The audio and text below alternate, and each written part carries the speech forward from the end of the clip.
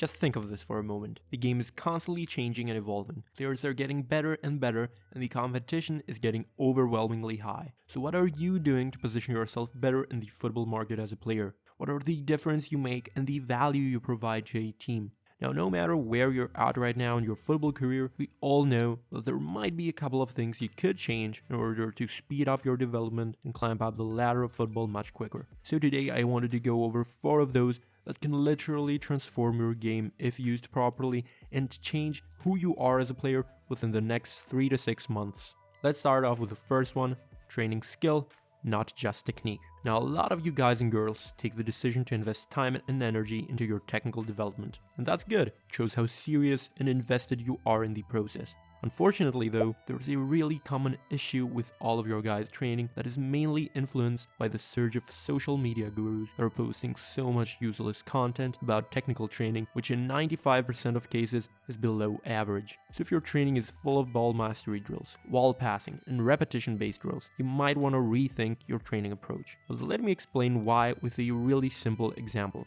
I was talking with a player of mine the other day, trying to explain the difference between technique and skill, and I referenced a really interesting example I came across on Quora back in my first semester studying sports science, which was going like this. Some use an axe to open a can of beans, some use a can opener. These are 2 techniques to open a can. To open a can of beans with an axe and not spill the beans takes skill. It doesn't take much skill though to open a can of beans with a can opener without spilling the beans. Mastery of technique basically is skill. Technique alone is not. Take that last sentence and bring it into the football world, and you will understand that technique alone is nothing if you don't combine it with cognitive skill, tactical intelligence, as well as mental and physical abilities. So where I'm trying to go with this is that you need to stop performing robotic football drills all the time and start adding skill to your regimen. But how, you might ask? I'm training by myself all the time. Simple. You can turn a technical drill into a skill-based exercise by simply adding cognitive stimuli, shaping drills in position-specific patterns, creating position-specific problems you then have to solve, as well as playing around with various constraints like time limits, field depth and width, overloads, and touch limits. So yeah,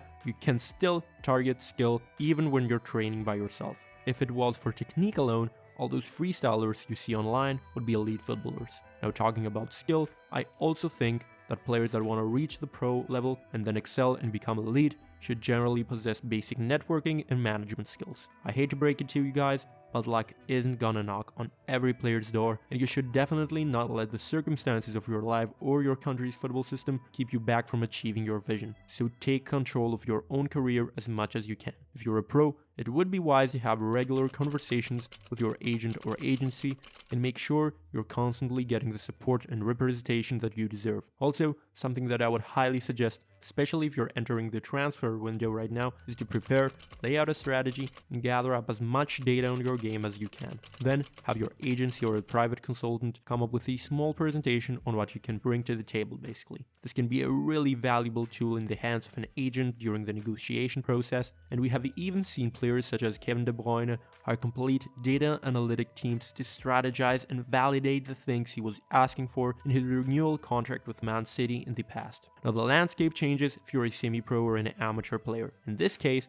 all you gotta do can basically be summed up into 3 action points. Get yourself a highlight tape, create a CV, and reach out to as many clubs, coaches, agents, and agencies that meet your criteria as you can. Use platforms like Transfermarkt as well as the internet in general to do your research, find the contact details you need, and then use every medium possible to establish communication with a real person, whether that is through social media, LinkedIn, email, or even through cold calls. But do you want to know a fact? If you're A, not prepared, or B, not at the level needed to get the opportunities you want, no agent or email will do wonders for you. You simply have to be above or just above the level you aspire to play in most cases. And so I'm asking you, are you a tactically intelligent player for the level you aspire to play? Because if you're not, you might have a problem making a difference and fitting into most coaches' game plan. So how do you actually improve your tactical intelligence when you're not playing against or alongside the smartest opponents and teammates, you might ask? The truth is that there are a ton of ways you can do that. Some of my favorites include reading books on tactical theories and approaches, as well as analyzing your own or another player's games. I have also started playing a game recently called IntelliGym, a platform to train your brain and develop your cognitive ability on the pitch.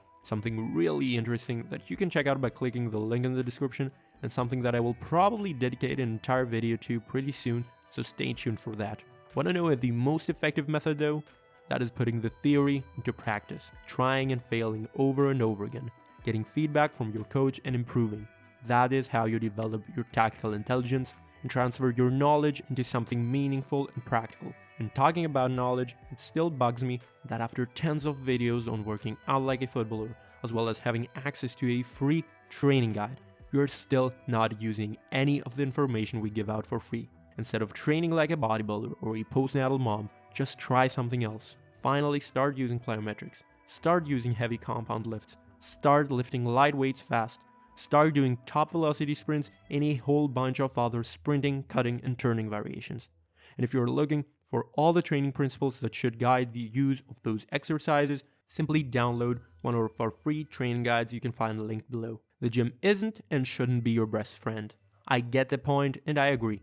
Let the gym be just a friend of yours. There is value to using the gym. You just have to use it properly. So if you'd like some help and leave all the guesswork to the side, check out the links in the description and let's find the most appropriate development solution for you. Meanwhile, I would highly suggest you watch this video right here if you want to take your game to the next level. I'll see you there.